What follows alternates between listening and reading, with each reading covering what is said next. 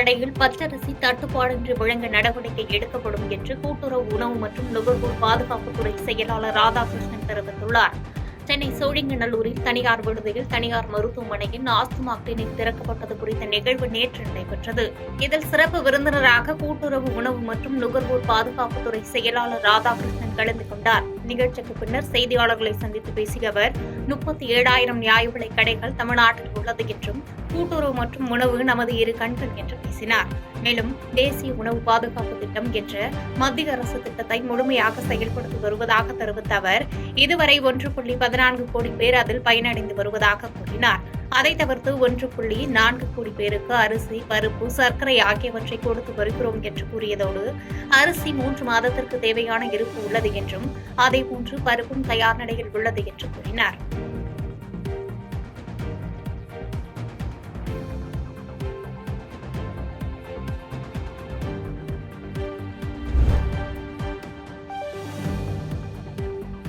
சென்னை குரோம்பேட்டையில் தமிழக வெற்றிக் கழகம் சார்பில் நடைபெற்ற கிறிஸ்துமஸ் விழாவில் கூட்ட நெரிசலில் சிக்கி மூதாட்டி மற்றும் இளம்பெண் மயக்கமடைந்ததால் பரபரப்பு ஏற்பட்டது. சென்னை குரோம்பேட்டையில் உள்ள தனியார் திருமண மண்டபத்தில் தமிழக வெற்றிக் கழகம் செங்கல்பட்டு மேற்கு மாவட்டம் சார்பில் மின்னல்குமார் தலைமையில் கிறிஸ்துமஸ் விழா கொண்டாட்டம் நடைபெற்றது. இதில் கலந்து கொண்ட பொதுச் செயலாளர் ஆனந்த் 500 நபர்களுக்கு கிறிஸ்துமஸ் தொகுப்பாக கேலண்டர், கேக், புடவை, வாசகம் அடங்கிய அட்டை ஆகியவற்றை வழங்கினார். அப்போது ஒரே நேரத்தில் தொகுப்பினை வாங்குவதற்காக பெண்கள் குவிந்ததால் தள்ளுமுள்ளு ஏற்பட்டது. இதில் கூட்ட நெரிசலில் சிக்கிய மூதாட்டி மற்றும் இளம்பெண் ஒருவருக்கு மூச்சு திணறல் ஏற்பட்டு மயக்கமடைந்தனர். இதனால் நிகழ்ச்சியில் பெரும் பரபரப்பு ஏற்பட்டது. மேலும் மதுபோதையில் நிகழ்ச்சியின் போது நடனமாடிய தொண்டர் ஒருவரை வலுக்கட்டாயமாக நிர்வாகிகள் வெளியேற்றியது பரபரப்பை ஏற்படுத்தியது.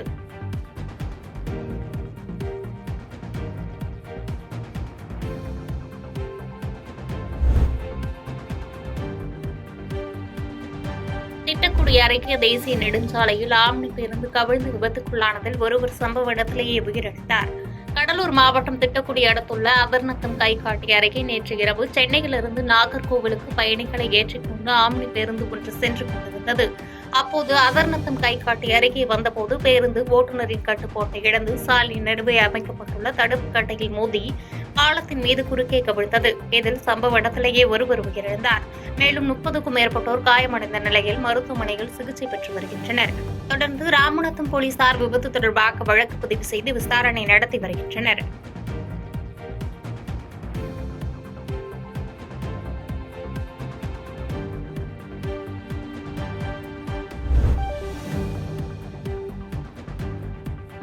குத்தாலம் அருகே அதிமுக ஊராட்சி தலைவியின் கணவர் கைது செய்யப்பட்ட நிலையில் கிராம மக்களின் எதிர்ப்பை தொடர்ந்து போலீசார் காவல் நிலைய பிணையில் விடுவித்தனர். மயிலாடுதுறை மாவட்டம் குத்தாலம் தாலுகா சென்னியநல்லூர் ஊராட்சி மன்ற தலைவராக புவனேஸ்வரி என்பவர் பதவி வகித்து வருகிறார். கடந்த சில தினங்களுக்கு முன்பு புவனேஸ்வரியின் கணவர் ராஜசேகர் அப்பகுதியில் உள்ள வீரன் கோயில் வளாகத்தில் இருந்த குடிநீர் பம்பை அழகர் என்பவர் மூலம் அகற்றியுள்ளனர். அதனை மாற்றி அமைக்குமாறு அதே பகுதியைச் சேர்ந்த திமுக பொறுப்பாளர் சதீஷ் என்பவர் கூறியுள்ளார். இதுகுறித்து அழகர் ராஜசேகரிடம் தெரிவித்ததை அடுத்து சதீஷை தொலைபேசியில் தொடர்பு கொண்ட ராஜசேகர் அவரை ஆபாச வார்த்தைகளால் திட்டியதுடன் குத்தாலம் ஒன்றிய குழு தலைவராக உள்ள திமுகவை சேர்ந்த மகேந்திரன் என்பவரையும் திட்டியதாக கூறப்படுகிறது. இதுகுறித்து சதீஷ் மற்றும் ஒன்றிய குழு தலைவர் மகேந்திரன் ஆகிய இருவரும் தனித்தனியே குத்தாலம் காவல் நிலையத்தில் புகார் அளித்தனர். இதையடுத்து போலீசார் ராஜசேகரை விசாரணைக்காக காவல் நிலையத்திற்கு அழைத்து வந்தனர். இந்த தகவல் அறிந்து ராஜசேகரின் ஆதரவாளர்கள் 100க்கும் மேற்பட்டோர் காவல் நிலையம் முன்பு திரண்டனர். இதனையடுத்து ராஜசேகர் மீது வழக்கு பதிவு செய்த போலீசார் அவரை காவல் நிலைய பிணையில் விடுவித்தனர். திமுக நிர்வாகிகளின் புகாரின் பேரில் அதிமுக பிரமுகர் மீது வழக்கு பதிவு செய்யப்பட்ட சம்பவத்தால் காவல் நிலையம் முன்பு பரபரப்பு நிலவியது.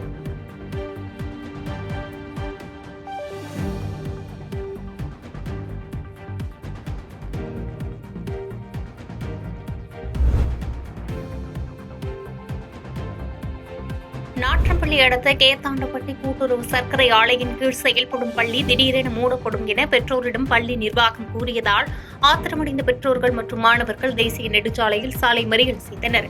திருப்பத்தூர் மாவட்டம் நாற்றம்பள்ளி அடுத்த கேத்தாண்டப்பட்டி கூட்டுறவு சர்க்கரை ஆலையின் கீழ் கடந்த 1977ஆம் ஆண்டு தொடங்கி தற்போது வரை 47 ஆண்டுகளாக திவான் முகமது மெமோரியல் மெட்ரிக் மேல்நிலைப்பள்ளி செயல்பட்டு வருகிறது.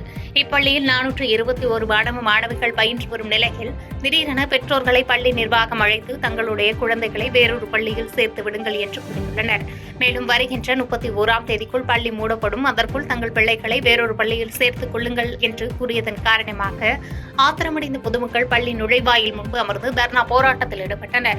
அதனைத் தொடர்ந்து சென்னை பெங்களூர் தேசிய நெடுஞ்சாலை கேத்தாண்டப்பட்டி கூட்டுறவு சர்க்கரை ஆலையின் முன்பு அமர்ந்து 200க்கும் மேற்பட்டோர் சாலை மறியல் செய்தனர். இதன் காரணமாக தேசிய நெடுஞ்சாலையில் சுமார் 2 கிலோமீட்டர் வரை வாகனங்கள் அணிவகுத்து நின்றது. தகவல் அறிந்த சம்பவ இடத்திற்கு வந்த திருப்பத்தூர் வருவாய் கோட்டாட்சியர் சுரேஷ்குமார் பேச்சுவார்த்தை நடத்தியதோடு சம்பந்தப்பட்ட பள்ளி தொடர்ந்து இயங்கும் என கூறியதைத் தொடர்ந்து அங்கிருந்தவர்கள் கலைந்து சென்றனர். பள்ளியில் பணிபுரியும் ஆசிரியர்களுக்கு அரசு பள்ளிக்கு நிகரான ஊதியம் வழங்கப்பட வேண்டும் என நீதிமன்றத்தில் ஆசிரியர்கள் தொடர்ந்த வழக்கில் சமீபத்தில் உத்தரவு பிறப்பித்ததாகவும், இதனைத் தொடர்ச்சியாக பள்ளியை நடத்தினால் நஷ்டம் ஏற்படும் சூழ்நிலை வரும் என கருதி தொடர்ச்சியாக திடீரென பள்ளி மூடுவதாக பெற்றோரிடம் தெரிவிக்கப்பட்டதாக கூட்டுறவு சர்க்கரை ஆலையின் நிர்வாகம் தெரிவித்துள்ளது.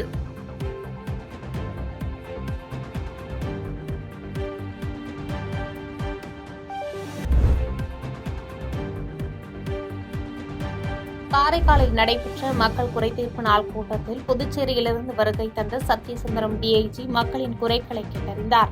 காரைக்கால் மாவட்டத்தில் மக்கள் குறைதீர்ப்பு நாள் காரைக்கால் மாவட்ட முதுநிலை காவல் கண்காணிப்பு அலுவலகத்தில் நடைபெற்றது. இதில் பொதுமக்கள் பல்வேறு கோரிக்கைகளை முன்வைத்தனர். இதற்கு விரைவில் நடவடிக்கை எடுக்கப்படும் என்றும் உறுதியளித்தார். இதில் கலந்து கொண்ட சத்தியசுந்தரம் டிஐஜி பொதுமக்களின் கோரிக்கைகள் குறித்து நடவடிக்கை எடுக்கப்படும் என்று உறுதியளித்தார். மேலும் இந்நிகழ்வில் பல்வேறு காவல்துறை அதிகாரிகள் பங்கேற்றனர்.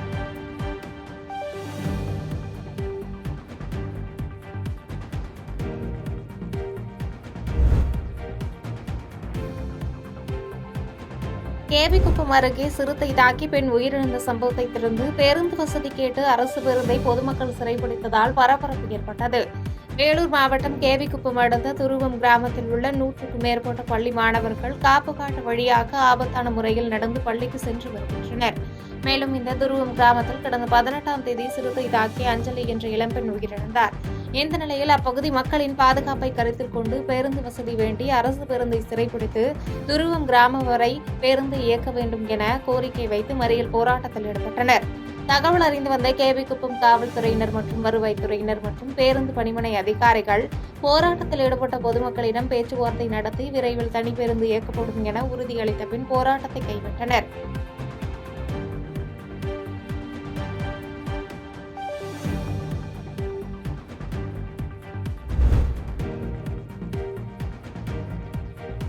திருப்போரூர் அருகே மதுபோதையில் கிணற்றில் குளிக்க சென்ற வாலிபர் உயிரிழந்த சம்பவம் பரபரப்பை ஏற்படுத்தியுள்ளது. சென்னை பெரும்பாக்கத்தை சேர்ந்த செந்தில் ஆட்டோவில் தனது நண்பர்கள் 4 பேருடன் செங்கல்பட்டிற்கு சென்று மது அருந்தியுள்ளார். பின்பு திருப்போரூர் அடுத்த கரும்பாக்கத்தில் உள்ள கிணற்றில் குளித்தபோது அதிக மதுபோதையில் நீரில் மூழ்கி உயிரிழந்தார். தகவல் அறிந்து அங்கு சென்ற போலீசார் தீயணைப்புத்துறையினர் மூலம் செந்தில் உடலை மீட்டு செங்கல்பட்டு அரசு மருத்துவமனைக்கு பிரேத பரிசோதனைக்காக அனுப்பி வைத்தனர்.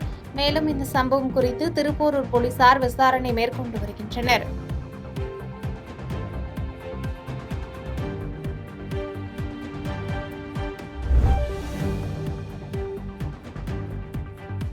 ஆந்திராவிலிருந்து கஞ்சா கடத்தி வருவதாக கிடைத்த தகவலின்படி 2 கிலோ 700 கிராம் கஞ்சாவுடன் பெண் உட்பட 4 பேர் கைது செய்யப்பட்டனர்.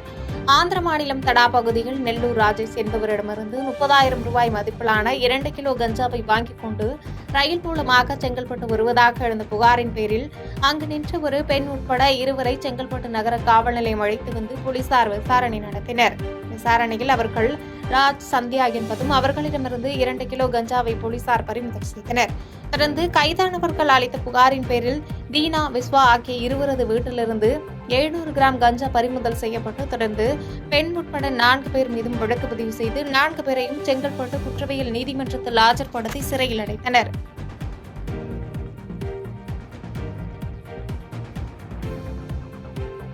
பாதகம் செய்பவரை கண்டால் நாம் பயங்கொள்ளலாகாது பாப்பா. மோதி மிதித்து விடு பாப்பா, அவர் முகத்தில் உமிழ்ந்து விடு பாப்பா. அண்மை செய்திகளை உடனுக்குடன் தெரிந்து கொள்ள இணைந்திருங்கள் இயம்நாடு தொலைக்காட்சியுடன்.